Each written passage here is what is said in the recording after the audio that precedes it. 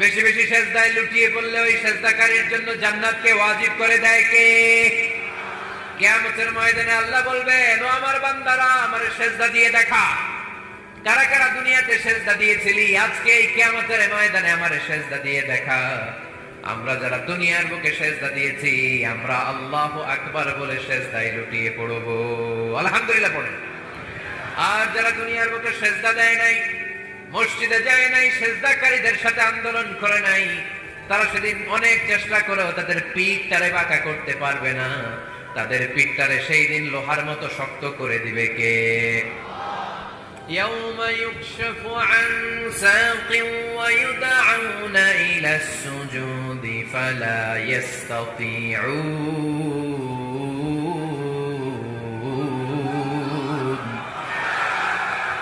সেদিন আল্লাহ তাআলা উনার পায়ের গোছা উন্মুক্ত